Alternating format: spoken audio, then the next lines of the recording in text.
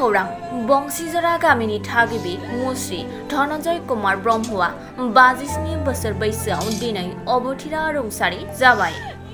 क'क्राझार जिल्ला बतझरा महकुमानि सिङाव थानाय बंसीजरानि थागिबि मुस्रि धननजय कुमार ब्रह्मआ 1994 मायथाइनिफ्रायनो मंगलाजारा गेजेर खलब फरायसालिनि लोगो फोरोंगिरिनि बिबान लानानै सरकारि साख्रि मावबोबाय थानाय आरो 1987 निफ्राय 4 बोसोर मंगलाजारा दख'र दुलाराय बर' फरायसा आफादनि गिबिसिन आफादगिरि बिबान रुजुनबोनाय आरो बतझरा जिल्ला बर' थुनलाइ आफादनि 6 बोसोर लोगो आफादगिरि बिबान लाना खामानि मावदोंमोन आरो मंगलाजारा गुदि बर' थुनलाइ आफादावबो 6 बोसोर आफादगिरि बिबान लानानै हाबा मावबोदोंमोन।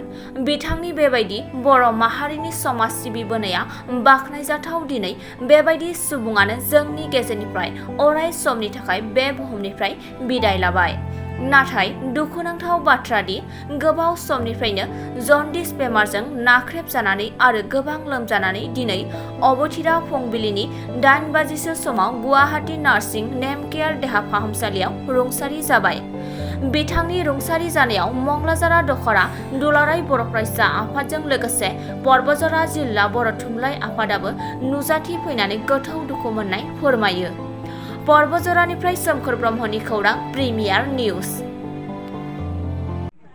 जोबोद दुखुनि बाथ्रा दिनैहाय जोङो बंसीजरा गामियाव दङ।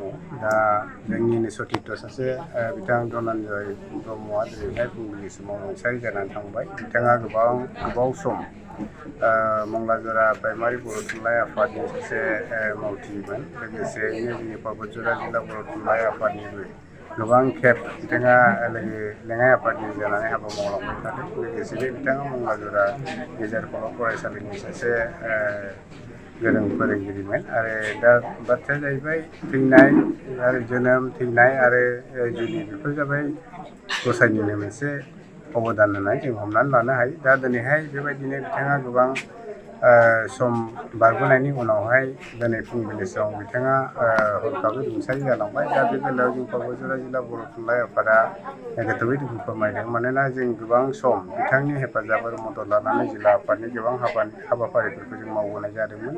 दा जोङो दिनैहाय बिथांनो गोथौयै मोनसे दुखु फोरमायनायनि गेजेरजों बिथांनि न'खरनि गासै सुबुंफोरनो जोङो जिल्ला आफाद बतझरा जिल्ला बर' थुनलाइ आफादनि जानानै बिथांनो जोङो न'खराव जों गाहाम हामलायनाय जासिदोंबो दुखु फोरमायदों। दा जों आसा खालामदों बिथाङा दिनैनि बे जोबथा थांबोनाय समाव सोरगोआव जाहाथे आनान गसाइनि खाथियाव आलो गोजोनै थानो हायो जों बेखौ खावलायदों। दा जोङो बिथांनि हाबाफारिखौ नोजोर बोयोबा नुबोयो जे बिथाङा गामियावबो गोबां आफादफोरजों लोब्बा थानायजों लोगोसे मंगलाजारा गेजेर खलब फरायसालियाव गोबाव समनिफ्राय बिथाङा फोरोंगिरि हिसाबै हाबा मावबोबाय थादों आरो बिथांनि साख्रिया जों मिथिनायाव दिनैसिम आरो बोसोरब्रै आद्रा दंबावोमोन। बे हाबाफारिखौ गावनि सार्भिस लाइफखौ बिथाङा मावफुंजोबनो हायाखिसै। दा सरकारनि नेम बायदियै बिथाङा जिखिनि फेसिलिटिखौ मोननांगौ बेखौ मोननांगौ होननानै जों आसा खालामदों आरो जोङो दुलाराय बतझरा जिल्ला बर' थुनलाइ आफादा बिथांनि रुंसारि जानायाव जों गोथौयै दुखु फोरमायनानै जोङो बिथांनि आत्मानि चिरशान्ति कामना खालामदों। गोजोन्थों। दुलाराय बर' फरायसा आफाद बेयावहाय बै समावहाय बे दख'रा आफाद नङामोन, दालाइसा आफादमोन। बे दालाइसा आफादावहाय बिथाङा गिबिसिन आफादगिरि बिबान लानानै खामानि मावबोदों। दा बिथांनि दिनै बे अबथिरा जिउ गोमानायाव दख'रा आफादनिफ्राय जोङो दुखु फोरमायदों। लोगोसे बिथांनि न'खरजोंबो जोङो माखासे दुखुखौ शेयार खालामफालायदों। दा बिथांनि हरखाबै रुंसारि जानायाव जोंनि मंगलाजरा ओनसोलावहाय माखासे गोबां खहा जादों आरो बिथाङा दख'रा आफादावहाय टार्म मोनथाम आफादगिरिनि बिबानखौ लानानै बिथाङा गोख्रोङै खामानि मावबोदों आरो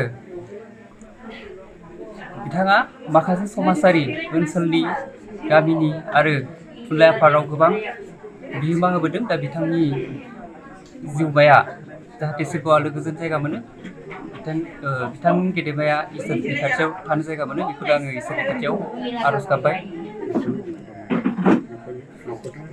बेजों लोगोसे बिथांनि न'खरनि गासैबो सोद्रोमाफोरजों लोगोसे जोङो दुखु फोरमायहरो।